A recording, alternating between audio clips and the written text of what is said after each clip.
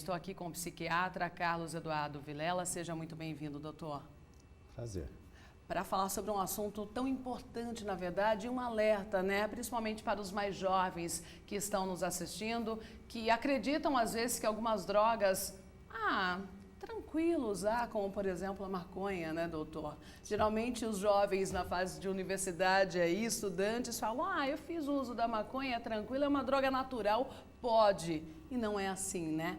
Maconha vicia e pode trazer prejuízos para a vida da pessoa também. Sim, a maconha, como qualquer droga usada pelo ser humano, pode provocar dependência. E é um dado bastante importante que muitas vezes é deixado de lado, é que a nossa sociedade está cada vez mais tolerante com o uso de substâncias psicoativas. Você tem as drogas legalizadas e as drogas ilegais. Mas a diferença entre as legais e as ilegais, sob o ponto de vista médico, a diferença é muito pequena. Podemos citar o caso da bebida alcoólica, por exemplo. Sim. O efeito no cérebro de quem faz o uso do álcool e quem fuma, por exemplo, a maconha ou faz o uso da cocaína. É parecido o sintoma? Os efeitos de cada droga têm as suas especificidades, as suas características próprias. Mas quando a gente pensa no indivíduo em desenvolvimento, e grande maioria dos jovens hoje começam a usar álcool e outras drogas antes dos 18, 20 anos de idade, nós devemos ter uma certa preocupação. O cérebro humano se desenvolve e vai atingir a completa maturidade por volta dos 25 a 30 anos de idade. Então, qualquer droga usada antes dos 18, 20 anos vai comprometer esse desenvolvimento do cérebro. Então, tanto faz o tabaco, a maconha, o álcool, a cocaína, todas essas drogas vão interferir nesse amadurecimento cerebral e vão trazer prejuízos. Quais prejuízos, por exemplo, doutor Vilela? Cada droga vai trazer um tipo de excitação diferente. Olha, nós fizemos uma tela, desculpa interromper, falando aí das principais drogas do mundo, as mais usadas. Vamos começar então e você vai falando quais são os efeitos de cada uma. Pode ser assim? Sim, claro. Vamos lá. A maconha, a gente está em primeiro lugar, é a droga mais consumida no mundo. Qual o efeito da maconha no cérebro e na vida da pessoa, doutor? Sim, a maconha seria a droga ilegal, corrigindo um pouquinho, a droga ilegal mais usada no mundo. A maconha produz uma alteração da percepção do tempo. Uma alteração, o indivíduo não percebe com clareza o tempo se passando. Os indivíduos que usam maconha têm a percepção de que passaram-se muitos minutos, horas, e na realidade passaram-se minutos. Ou o inverso, ele tem a impressão de que se passaram poucos minutos e ele está ali há horas sem ver o tempo passar. Esse mecanismo produz uma diminuição da angústia, da ansiedade do indivíduo. Daí a maconha se tornar muitas vezes uma droga de eleição. Diminui um pouco a ansiedade, a preocupação do indivíduo. A relaxa a pessoa. Dá uma relaxada. A maconha produz de forma crônica, o uso continuado por muito tempo, uma diminuição da vontade, do desejo. Então o indivíduo fica menos ativo, com menos vontade de produzir, de fazer coisas. Ele fica um pouco mais apático. Mais sedentário. Mais quieto, mais... E gera lentidão no indivíduo, doutor? Sim, o indivíduo fica um pouco lento. A longo prazo. E esse uso continuado pode provocar uma certa irritabilidade e, em comum com todas as outras drogas, pode produzir estados de depressão. O indivíduo fica com menos desejo, menos vontade na vida. Fica mais lento, desanimado. Doutor Vilela, e de repente a pessoa é usuária da maconha e ela fala assim, essa droga já não tem mais graça para mim, não está fazendo tanto efeito. É comum ir passando de droga em droga, da maconha evoluir para cocaína e outros tipos de drogas? Ou não? Olha, grande parte dos indivíduos que usam drogas usam diversas drogas ao mesmo tempo. Então é muito comum o indivíduo que usa maconha também usar tabaco, também usar o álcool. O álcool, apesar de ser uma droga legal, esta sim é uma das mais usadas pelo ser humano. Então existe esse mix, as pessoas vão misturando as drogas. Existe um pequeno grupo de indivíduos que fica numa droga só. Isso ocorre também. Mas a grande maioria dos usuários usam diversas drogas ao mesmo tempo. Vamos colocar então na tela a segunda droga ilícita mais consumida no mundo. Pode colocar. A cocaína. Cocaína. Não é surpresa para ninguém, né? A cocaína é bem consumida também, doutor. E a cocaína, se a gente for verificar a história dela no mundo, nós sabemos que a cocaína começou a ser utilizada em meados do século XIX. Inclusive, o pai da psicanálise, Freud, que era médico, no final do século XIX, ele receitava cocaína e ele mesmo utilizava. Naquela época, achava-se que a cocaína seria um medicamento interessante para o estômago. Em pouco tempo, Freud descobriu que aquilo provocava dependência e descartou. E a cocaína tem um efeito anestésico, então alivia a dor. Então, quando o indivíduo tomava a cocaína, ele tinha esse alívio.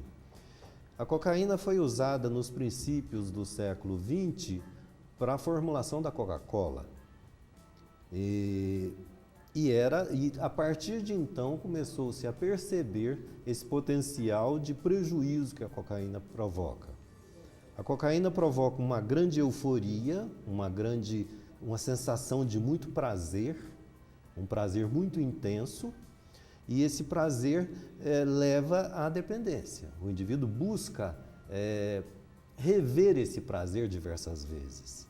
E então, geralmente depois vem a depressão também, doutor? Sim. Toda droga provoca uma ressaca. O álcool, o tabaco, a maconha, a cocaína, todas essas drogas vão provocar um descenso. O sujeito, depois do efeito euforizante e gostoso da droga, porque se não fosse gostoso, ninguém usaria, sim, óbvio. Sim. E existem casos, doutor, em que de repente o indivíduo, ele só usa de repente final de semana. Final de semana chegou, vou para uma festa, então eu vou usar a cocaína, eu vou usar a maconha. Apenas em algumas situações, existem dependentes desse tipo? É possível ser assim? Controlado, vamos dizer assim? Na verdade, quando a gente fala de drogas, sob o ponto de vista atual, o consenso atual é que não existe droga leve nem droga pesada. O que existe é uso pesado e uso leve de drogas. Eu acho que tem uma grande diferença. Às vezes as pessoas ficam extremamente apavoradas porque o garoto de 17 anos foi pego com um baseado. Mas a família toda admite que ele beba cerveja. Então, existe uma tolerância muito grande para o álcool, para o tabaco e uma certa intolerância para essas drogas chamadas ilegais.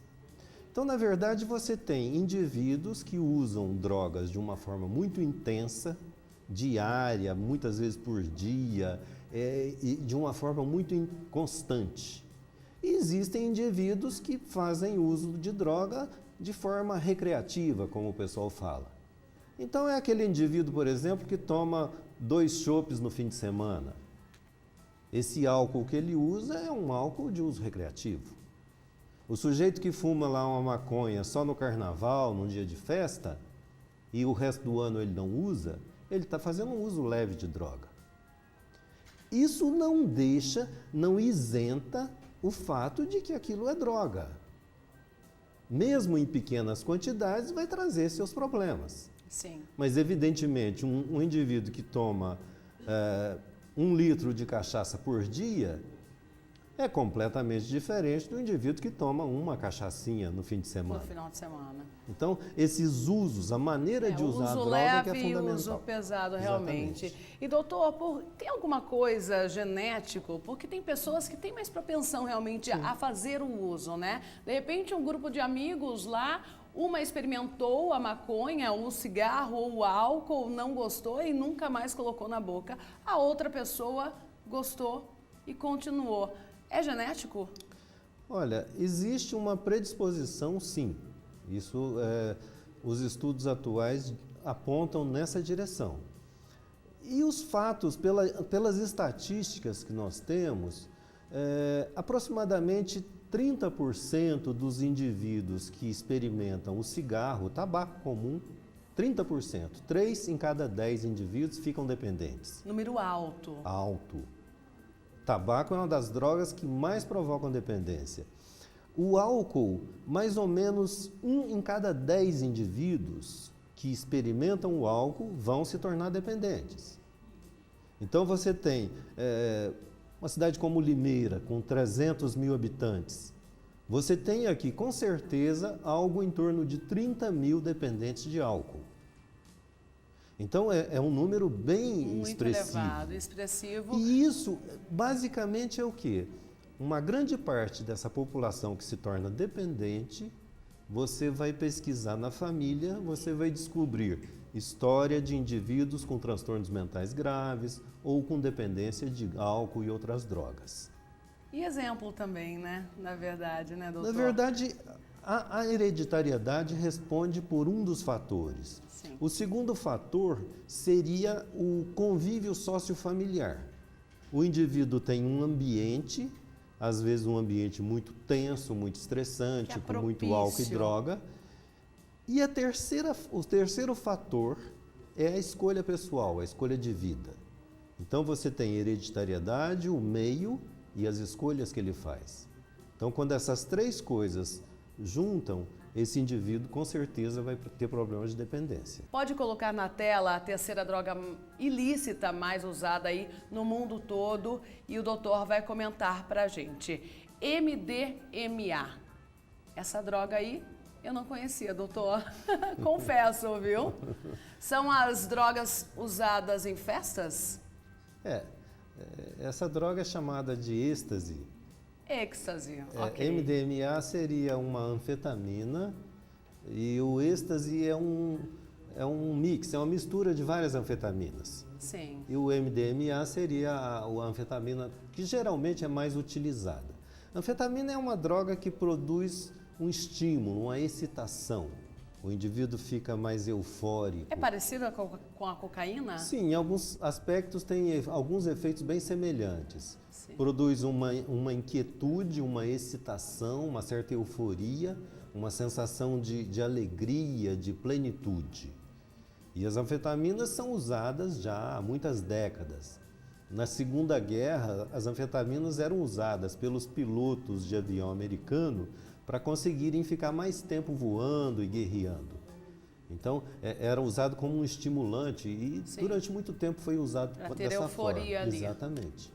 E hoje utilizada muito em festas, principalmente em festas raves que a gente conhece, né, doutor? As anfetaminas foram muito usadas como moderadores de apetite.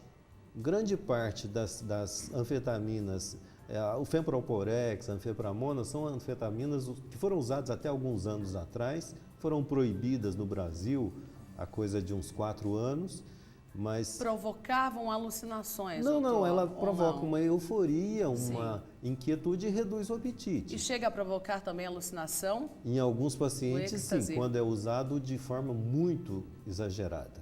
Ok. Vamos lá na tela, agora a quarta droga ilícita mais consumida.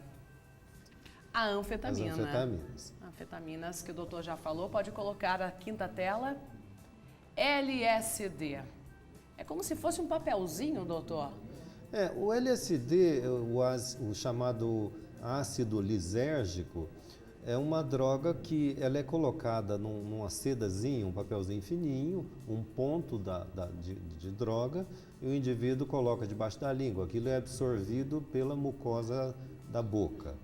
Essa droga produz uma alteração muito profunda nas percepções. Então, o indivíduo pode ter as chamadas alucinações, que são percepções falseadas da realidade. Ele ouve vozes também, ouve coisas e distorce também a realidade. Ele confunde os sentidos. Então, a audição pode ser percebida como visão. Então, ele ouve uma música e ele acaba vendo coloridos, figuras. Então há uma distorção no processo de percepção dos sentidos. E às vezes as sensações gustativas, olfatórias, são misturadas, como se houvesse uma mistura entre os vários tipos de sentidos que nós temos. Ela foi muito usada nos anos 60 e era considerada uma maneira de o indivíduo se soltar, liberar criatividade, coisas assim. E ficou. Sempre quando a droga é criada, doutor, é para alguma coisa positiva, né? Daí se descobre o poder da destruição, na verdade, Sim, né? Como com você certeza. citou, Freud usava cocaína também, né? Pode colocar na tela a sexta droga mais consumida no mundo, droga ilícita, eu estou falando. Olha aí, cogumelos alucinógenos. Esse cogumelo escuro, ele é bastante tóxico, ele produz muitas alterações no fígado humano e é um dos fatores que podem desencadear o quadro de esquizofrenia. Muitos indivíduos têm a primeira crise esquizofrênica usando o cogumelo. A maconha também desencadeia a esquizofrenia. Então, Falando do cogumelo, doutor, eu estudava na minha época de ensino médio, uma pessoa que estudava comigo chegou a tomar o chá de cogumelo na época, nós ficamos sabendo, né? Porque realmente ele mudou o comportamento dele e até hoje, gente, ele nunca mais voltou ao normal. Sim, ele pode ser instalado um quadro que a gente diz de psicose, Sim. E a psicose mais grave que nós temos é a esquizofrenia, onde o indivíduo tem uma perturbação da sua capacidade de ver a realidade. Ele tem delírios, ele tem alucinações, ele tem uma perturbação muito profunda dos seus afetos. E o cogumelo tem um potencial de desencadear. Se o indivíduo já tem uma predisposição genética para doenças mentais, quando usa esse tipo de droga, facilita muito. Aquilo desencadeia a crise. Vamos lá então, mais uma tela. Pode colocar. Os opioides, doutor. O que são os opioides? O ópio é uma droga retirada da flor, da papoula, né? E o ópio foi utilizado, ainda é utilizado de forma muito intensa no Oriente, principalmente China, alguns países orientais. E o ópio veio para o Ocidente e se instalou e é utilizado hoje sob a forma de medicamentos. Como se fosse também algo natural como a maconha. Não. Existem medicamentos como a morfina, Sim. que foi desenvolvida a química da morfina a partir do conhecimento sobre o ópio. E essas drogas. A morfina, às vezes, é usada como droga. Existem indivíduos dependentes de morfina que são bastante complexos para se tratar. A ketamina, o que ela faz no organismo do ser humano? A ketamina é um anestésico, né? É um medicamento que é utilizado para anestesia geral. Ela é utilizada tanto na medicina veterinária como na medicina humana. Quando ela é usada fora de um centro cirúrgico, com os cuidados de um anestesiologista, ela se torna potencialmente um problema grave.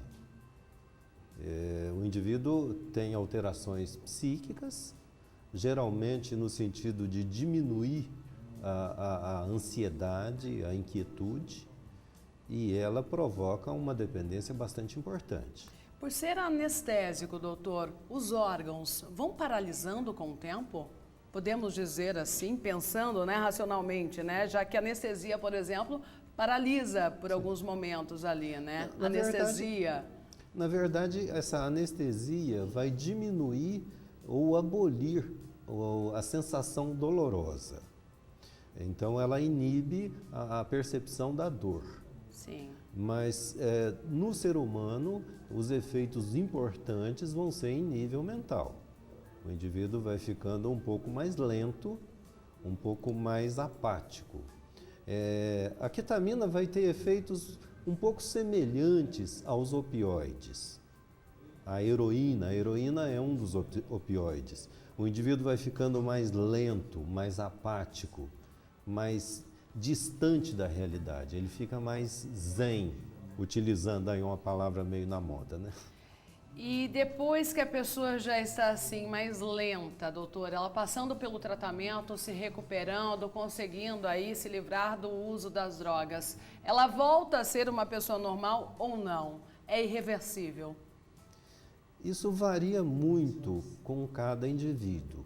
Grande parte dos indivíduos que abusaram muito tempo de álcool e drogas vão ter sequelas, deixar marcas. Essas drogas deixam cicatrizes, isso não há dúvida. Sim. É claro que a dimensão dessa marca, dessa cicatriz, vai depender de aspectos que o indivíduo já tem antes da droga, a sua biologia, o seu corpo como era antes da droga. E vai depender também da intensidade, da quantidade e tempo de uso. Existem indivíduos que, por exemplo, a droga lícita, a droga legal, mais usada no planeta é o tabaco, junto com o álcool talvez. Existem fumantes que fumam a vida inteira e não têm grandes problemas.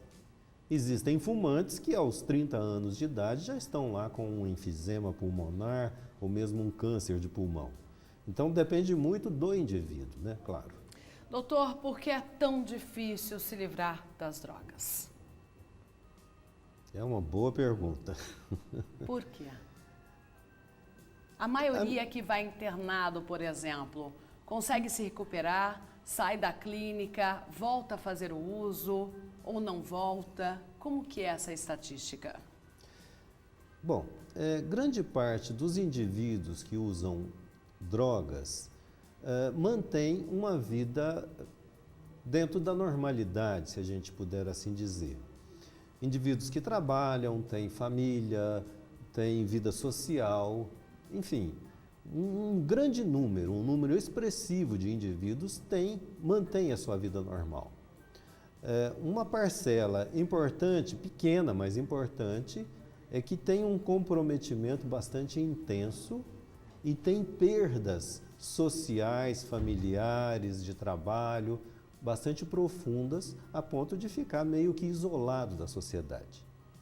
Essa clientela, esse grupo mais grave que é o mais difícil de tratar. O problema é que quando o indivíduo tem um uso médio, moderado de drogas e ele ainda está trabalhando, ainda está produzindo, existe uma sensação dele e do seu núcleo familiar de que as coisas estão bem. Ele toma lá 3, 4 latinhas de cerveja todo dia, mas consegue trabalhar. Ele fuma um baseado por dia, mas está tocando a vida. Então acha normal, acha que pode, Ele fuma um que maço de aceito. cigarro por dia e está tudo bem. O problema é que isso se acumula e com o passar dos anos, geralmente há um aumento do consumo da droga. O problema da dependência, basicamente, é que depois de um certo tempo, há uma perda dos efeitos daquela droga. O indivíduo precisa de quantidades maiores para ter os mesmos resultados que ele tinha antes com pouca quantidade. Então esse consumo vai aumentando. E esse indivíduo que faz um uso de risco, um uso um pouco exagerado, ele vai caminhando para uma dependência um pouco mais intensa. Uma grande parte da população mantém essa dependência usando de forma mais ou menos moderada. Aí a sociedade aceita, né? Mas E a gente esse tem que indivíduo- deixar bem claro Sim. aqui, né, doutor? Droga, lícita ou ilícita? Se não fosse droga, chamaria outro nome, não é mesmo? Droga é droga, evite o primeiro contato. É esse recado que você deixa também? Sim, eu acho que é importante que a sociedade comece a refletir um pouco mais sobre essa tolerância de o adolescente utilizar álcool, tabaco e qualquer outra droga. E achar normal. Essa conversa de que maconha é droga natural, droga leve, não procede. A maconha, ao longo dos últimos 40 anos, só para citar um dado, nos anos 60, a maconha que se usava tinha aproximadamente 4 a 5% do THC. THC é o principal canabinoide, é o que mais faz efeitos euforizantes, é o que mais altera o psiquismo do indivíduo. Dos anos 60 para hoje, de 4 a 5% de THC, a maconha atual tem em torno de 15 a 20% de THC. Então houve um aprimoramento genético e da agricultura no cultivo da maconha. E a longo prazo, como o doutor então, já disse, essas drogas não são tão naturais. Altera, não é, o comportamento do indivíduo. Doutor, gostaria de agradecer a presença do doutor aqui, esclarecendo essas dúvidas. Gostaria de já convidar, afinal é um assunto, a gente ficaria aqui horas e horas falando sobre isso, né, esclarecendo dúvidas. E como eu já disse, gente, se droga fosse bom, não chamaria droga, né? Droga é droga. E evite sempre o primeiro contato, né, doutor? E temos outras drogas lícitas, né, como o uso de telefone, né, comida. Atualmente a internet tem sido um problema, muitas pessoas abusam muito, ficam muitas horas. É uma dependência. E passa a criar uma dependência. Podemos falar sobre isso também, né, doutor? Com certeza.